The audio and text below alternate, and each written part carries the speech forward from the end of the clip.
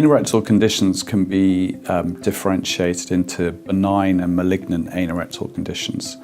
Thankfully, most of the time, the symptoms that patients present with lead to benign anorectal conditions, though it's obviously very important to exclude more serious cancerous or precancerous conditions that can also mimic the benign conditions. So it is important to seek specialist care in this area.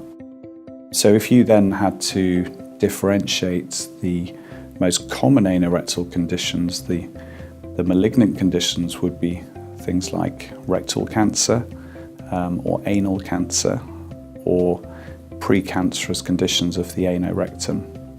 Thankfully, as I say, these are less common, and then the benign conditions, the commonest benign condition is hemorrhoids or anal skin tags, and then other conditions such as fissure in ano, which is a tear in the lining or the mucosa of the anal canal, and then other conditions such as anal polyps, which are usually benign, anal fistulae or abscesses, and then some conditions that can occur around the anal canal, such as pilonidal disease, which is an infective condition of the natal cleft. Then there are other conditions which manifest, such as anal warts. So all of these are the common anorectal conditions. In terms of the cancerous conditions, anal cancer, which is thankfully very rare, is associated with human papillomavirus in most cases. And rectal cancer is usually caused by a pre-existing polyp, which then grows into a cancer over a very long period of time in most cases. If we then look at the benign conditions, hemorrhoids, which is the commonest benign condition, is usually associated with an increased blood flow to the anal canal, particularly to the hemorrhoidal vascular cushions, which we all have around or just inside the anal canal.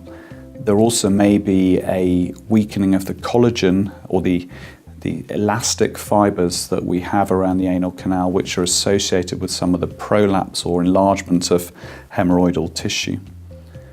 Fissure in ano is often associated with straining, particularly constipation, which can then result in a tear in the anal canal. Fistula in ano is usually associated with abscesses, and these occur in what's known as the intersphincteric space in most cases, and these can then travel across the sphincter muscle, causing fistula in ano.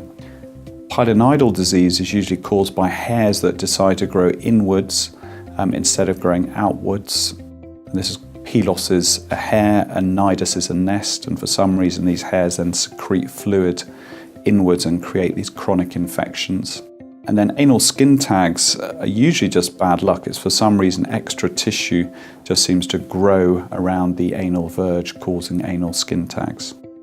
So overall, these are the common etiologies of these conditions. And in most cases, if we look at an individual patient, it's often just bad luck that one patient has developed this particular condition. Anal and rectal cancer will be treated in a multidisciplinary fashion along with oncologists and surgeons. If we then look at the benign conditions, hemorrhoids can be managed by dietary measures, outpatient clinic treatments, or some patients will need to go on to have surgery.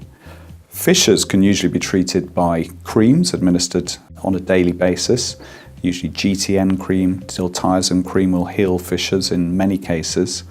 Some will need to go on to have surgery, and the easiest surgery is Botox. And some patients will need to have the fissures removed, or very rarely part of the sphincter divided. Anal fistulae will need a combination of laying open the fistula, which is surgical treatment for simple ones, but more complex fistulae will need flaps potentially, or other treatments such as fistula plugs, which is a relatively new technique. But it depends on the balance of maintaining the sphincter function versus eradicating the fistula. Other conditions such as pilonidal disease will usually require surgery, to remove the pilonidal tissue and then potentially place a flap to close over the space that's left.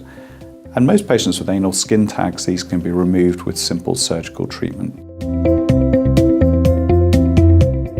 Anal cancer can be prevented largely by immunisation with HPV vaccination, particularly in high-risk groups. Polyps can be removed endoscopically and by screening programs, so this will lower the chance of rectal cancer. If you're looking at the benign conditions, many of them are actually hard to prevent. But if we look at simple lifestyle measures such as high-fibre diet, that can hopefully minimise the chance of hemorrhoid progression. Unfortunately, pilonidal disease, there doesn't seem to be a good prevention for it. Some patients will try and shave that area or depilate their hairs, which may improve cleanliness. But in general, there aren't really very many good preventative strategies for these benign conditions.